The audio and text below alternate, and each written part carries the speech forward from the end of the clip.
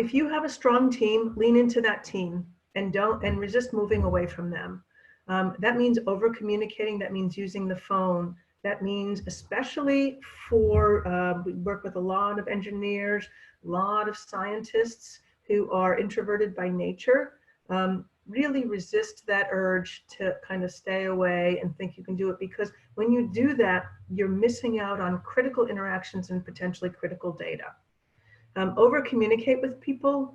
Again, lots of resources around the ways in which you can create communications plans. So who needs to know what when via technology. Managing interruptions. There's lots of interruptions that we can't control.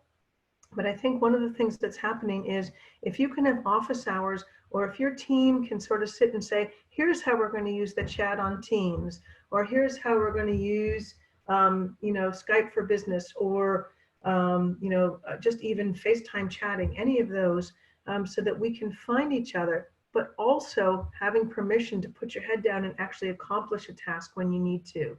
And so, don't tell your managers this, but sometimes I'll talk to the people I'm coaching or in a team building and say, schedule a 2-hour meeting so nobody can schedule it, and just kind of make up some name and then just have that heads down time. Not so you can go, but just so that you can actually get work done.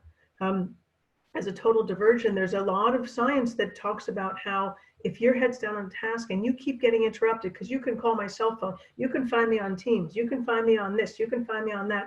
Well, it's a wonder that, first of all, I haven't lost my mind by the end of the day, and secondly, that I get anything done. So being able to shut that down and say, I'm not available, it has to be okay.